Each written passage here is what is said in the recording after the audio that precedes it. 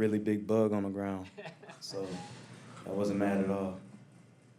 But I mean, how hard are you on yourself after a drop or something that doesn't go perfectly? Yeah, when I have a drop or like a missed assignment, which very rarely happens, but when it does, I mean, of course, I'm frustrated because I not only wanted to make the play, but I wanted to do it for the team. So a little frustration settles in, but I mean, just got to get over it, move on to the next play. But it was a really big bug on the ground. Big bug. Really big one, so I had to stomp it. Kyle just admitted he named, in part, he named his son Carter after Little Wayne, and Little Wayne sent him some swag and stuff. Is Kyle one of the more relatable coaches that you've played for, just given his musical preference and maybe his age, and does that help him connect with you guys in the locker room? Well, personally, I connect with him because he's a fellow Texas Longhorn receiver. So we had that chemistry right there. But he's definitely relatable. Him being younger, his choice of music, his swag, his style. It's definitely easy for the players to communicate with him and be around him and listen to him.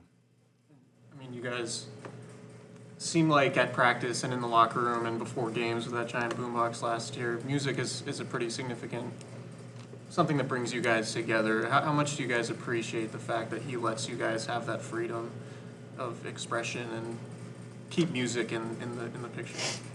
I mean, I feel good about it. I mean, yeah, it's a no-brainer. We like the fact that he likes our music and will let us jam our music, especially coming out the tunnel. So, great admiration for that. Kyle, go ahead. Throughout this offseason, Kyle and John they've kind of stuck up for this receiving core and saying when people ask whether they want to bring in a veteran free agent or trade for somebody, every time they say they like what they have here. They brought in Dante through the draft, but what kind of assurances does that give you guys as a unit, and how much better is this unit than it was last year? Now, a lot of you guys have some experience in your roles in this offense. It's like 13 questions, but I'll try to. No, a lot of assurance from Kyle and John, the confidence that they have in our core that we have here. I mean, a lot of people come in and out of the league, so it's kind of expected. But you just take it for what it is, and you grind through it. Whether you add to the group or you don't, you just take it for what it is. And, I'm grateful that we have the same group from last year because I liked every single guy. Not that my decision or, if I like somebody matters, but I love my group, and I'm grateful for all of them. They push me, definitely. They make me better, and they keep me on my toes as well as I do, to them. So. Kyle Shanahan was just here, and he was saying that today the offense disappointed him a little bit, that there were too many missed assignments and little things that I didn't notice. He clearly has high standards. I mean, did you see the same thing? Yeah, I mean, got to have high standards for the team. You can't set the bar low. And there were some areas that we can improve and we will improve.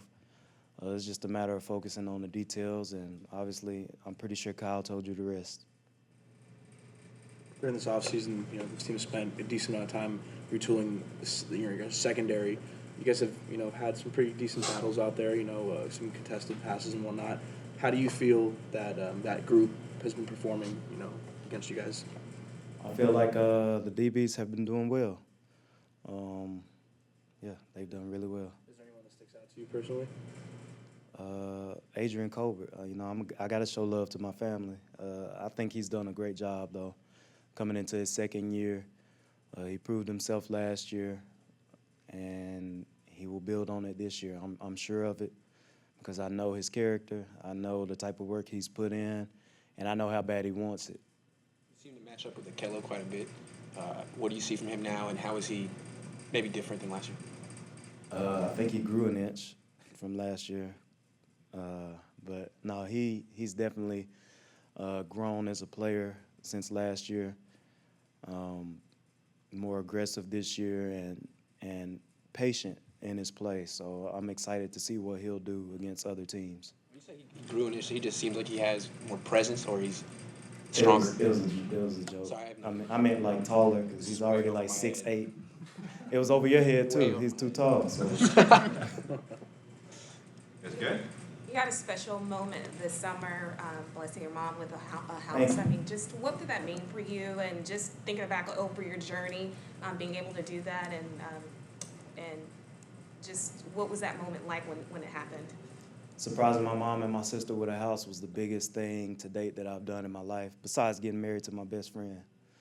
Something that I've always dreamt about. I got chills on my arms because, I mean, it's real. Growing up, young African American, impoverished, you know, not really having the same opportunities as some of my teammates or, you know, some of the guys I grew up with. But, you know, growing up, I always wanted to get my mom a house. Being on Section 8 housing, having to move each year, house to house, city to city, it's like no stability. And so I wanted to just do something special for my mom that she would remember forever and appreciate forever, and let her know that she had some sort of security. And a lot of people don't know about that, but it's hard out there for families, single-parent homes, having to do, you know, for their kids.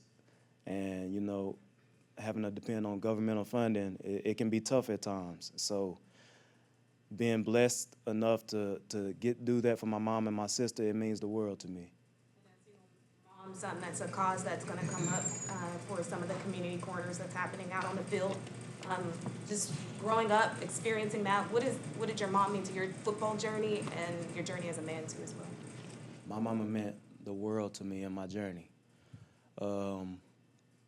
Without my mom, I wouldn't be here. You know what I'm saying? The opportunities that I've had, I'm just blessed. And I think it's because she was so hard on me growing up, and because we didn't have much when I was growing up. We didn't have the same opportunities. And so, you know, that's why I'm so humble like I am today, because I know what it's like to have nothing.